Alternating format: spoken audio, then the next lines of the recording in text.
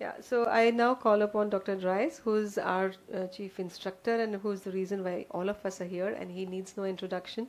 A very innovative and meticulous surgeon, and some many years ago he was my student as well. So happy to have him on the dais as a chief instructor. He'll talk to us on the management of recurrent retinal detachment. Good afternoon, everyone. Thank you for being here with us during lunchtime. So this is one of my favorite topics, recurrent RD. And although failure rates have decreased because of advances in technology and technique, but it's a reality we have to face from time to time. And when we face it, we're not happy. It can happen after any sort of procedure, post-pneumatic, post-buccal, post-vitrectomy. Why does it happen? You could be missing retinal breaks. You could have a new break which occurs intra-op or post-op. There could be a formation of a macular hole, or the most important cause is PVR. How do you manage it? You can do a pneumatic retinopexy, a revision buccal, which I don't think we do much now, but it is there in our armamentarium, vitrectomy or MP under oil, membrane peening under oil. First, let's see, is it a failure at all? Sometimes, so this is very important, in especially a non-drainage buccal. You may have a lot of residual fluid on day one or even a few days after the procedure. So the contours and extent of the SRF are most important. So let's go into some cases. 25-year-old lady, high myope, -7 diopter, ITRD, macula on, non-drainage. You can see the OCT down. This is the buccal which we put. 1 week later, the fluid persists. Is this a failure? The borders are concave, not convex. And you can see it's almost dry at 2 months. So we are tracking it, not doing anything. So masterly inactivity works. So this is something I think important for newer generations, because nowadays when anyone sees any fluid, they're like, oh, should we do a resurgery? So the answer is no.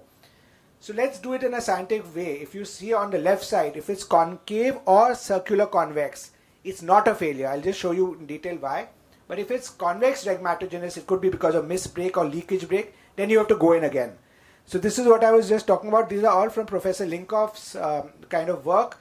So check whether if it's a concave and it's not extending to the ora. So that means it's basically just residual fluid. Or if it's a circular contour with convex, you can see the one below. So it's just a kind of a cyst of fluid, a residual fluid. So these are the situations you don't need to intervene. Again, let's now put it into case-wise form. This is a young man who had an injury with a tennis ball 6 months ago.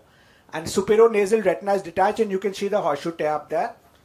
So we did a SNQ, it was there, non-drainage buccal was done. And so I want to just show you the picture below. In fact, you can read it's on 26th of June and the picture above is on 29th. So 3 days after the surgery, this is a nasal scan. This is a disc, this is temporal. So nasally the fluid is gone. So we are very, very happy. We are thrilled. We called the patient after 3 weeks. After 3 weeks, we got a shock. Again, that fluid nasally is increased. We didn't know what was happening. In buccal, we always wait. Day 30, fluid is more. Day 40, it's still increased. Now we know that we are actually in trouble. So you see the borders. They are convex borders like this. So that means there's something going wrong. We put a gas bubble, and you can see how beautifully just a pneumoretinal. This is one case. I know with DRF, we're very hyper about Dr. Muni's work on pneumatic. But I think this is one case where pneumatic is magic, actually. And here you can see it was completely dry. So what happened? Why did it redetach? Because buccal is our safest bet. Basically, there was increased vitreous traction on the SNQ break, lifting it above the buccal. The buccal was placed fine because it was very anterior. Otherwise, you'd have to do a vitrectomy, very invasive. You'd cause a cataract in a 20-year-old guy, and the gas saved the day.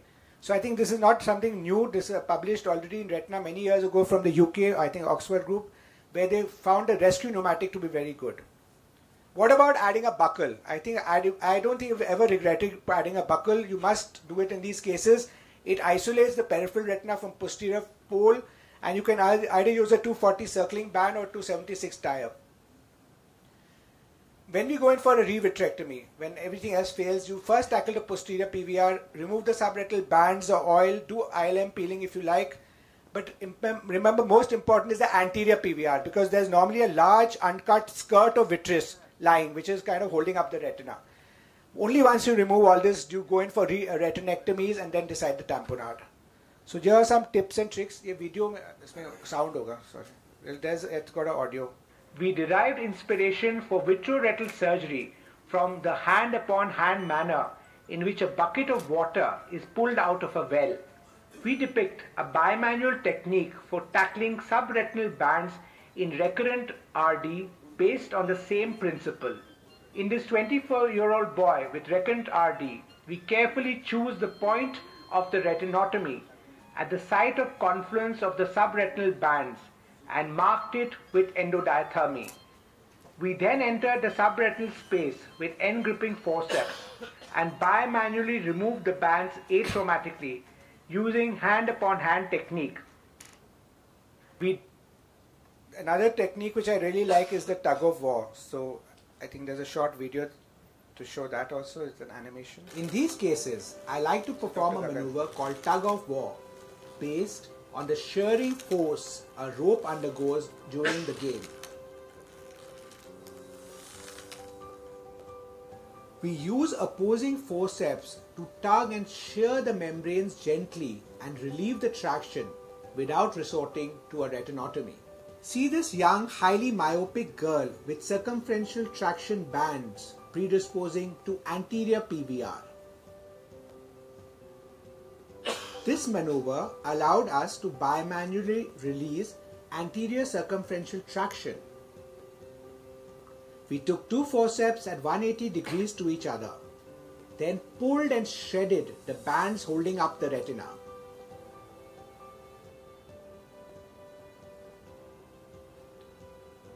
Once the bands were separated from the underlying retina, they could be safely trimmed by the vitrectomy cutter. As the traction was released, the retina fell back and settled without requiring any retinotomies. So this was, I think, published in IGO in 2020, and this was published as a bimanual technique for anterior circumferential PVR in recurrent RD. So what if you have combined anterior and posterior? I think it's important that we kind of remove the membranes at the posterior pole. And when you're removing this, slowly it's going to relieve everything. And I think it's important we first do this and then go anteriorly. Because if we only start with anterior, we make the retina too bullous. And then it's difficult to remove the posterior membranes. In this case, you can even remove the ILM which, if it's seeming to be stiff. And other thing I wanted to show is this case was aphakic, so we could directly do this under the light of the microscope. You don't need to even have a chandelier. Once you separate it, you can take a scissor in the right hand, forceps in the left hand. And here you can see it's a hybrid vitrectomy, like Dr. Dhanashree also showed. Some of these cases we used to use hybrid in the very fulminant cases. Now something which I'm very interested in right now is the amniotic membrane, which is the new kid in the block. I'll show you 3 videos. The first one is for a very, very large tear where I didn't want to do laser near the macula in a recurrent RD. And the other 2 are, I want to show you the underlay and the overlay technique of using amniotic membrane. So let's just see the videos. So this is a recurrent failed RD, multiple times operated. Let's see how huge this tear is, and it's going right up to the macula area near the fovea. So I didn't want to kind of do too much laser. It was just a kind of choice. So we took this, and normally we use dermal trephines, but because this was so large, I took a 6 mm corneal trephine to fashion the graft. And we always stain the amniotic membrane so it's kind of seen, it's visible. And because this was large, we made a separate port. Otherwise, it goes through very easily. In the macular hole cases, I always put it through 23 gauge. You don't have to make a separate port. And here we can see in a bimanual way, you slide it so you don't do too much damage to the underlying RP. And then we put oil. And patient is doing quite well. Patient has got 618 vision right now, so he's very happy with it. Then this is the overlay technique. I think this also has a voiceover. This was a failed macular hole case who developed a total retinal detachment with vitreous hemorrhage. In such cases, we place the graft under PFO or after fluid air exchange. You can see how we bimanually slide and spread the graft and place it accurately under PFO. Post-operative OCT shows that the retina is attached and the macular hole is closed. This is the underlay technique. This was a very high myope with a posterior pole retinal detachment and a macular hole. In this case, we slit in the ham after fluid air exchange. In such cases, we take the graft size to be twice the MLD. See how scary the pre-op OCT was and how nicely the retina is settled with a ham graft. So, other thing which you can always do is add do infusion MP under oil. So I think that we'll just skip the video because we don't want to cross time. So this is just a kind of algorithm what to do. So basically, yeah. So this is the last slide. So basically, if you have a silicone oil filled eye with a recurrent RD, if you have an inferior break with no PVR, you can just add a buckle or do dim limiting laser. If you have focal membranes, then you can do just a localized membrane peeling under oil. But if you have PVR changes or subretinal oil, or if your oil is out, then you have to do the full works. You have to remove the oil, do membrane peeling, take care of the lens, do a RR, and in most cases, I would like to add a belt buckle. So thank you very much for this. Very nice presentation, Daraius. Any questions from the audience? So I would like to ask you, when you use the amniotic membrane, obviously that is the new technique you are showing, so most of the questions, do you still laser around the break, the large break? Or So this break, I actually don't need to because it fuses well. But just for my own satisfaction, I did like 1 row of burns. But traditionally, I would do 3 to 4 rows. But I just did 1 row and it seems to be fine. Obviously for macular hole, you wouldn't do it. So I was only wondering whether when you're using it for a peripheral large break, would you still want to laser it or not? For your own comfort, I would recommend in such a case that the peripheral part, you still can laser it, I think. But the posterior aspect of it, you can avoid laser. Because in the periphery, there's really no harm of laser at all. Any pre-treatment of the amniotic membrane is required, or you use whatever you get commercially? I use the cryopreserved. There are 2 forms, either dehydrated or cryopreserved. The dehydrated, I think they use more in the West. But it's thinner and more difficult. It's more like parchment. It's 35 to 50 micron. The one we use is a little large, it's about 100 micron thick. And I think what is very important is that it comes in a infusion with a lot of antibiotic in it. So it's very important that you wash it very nicely before using it.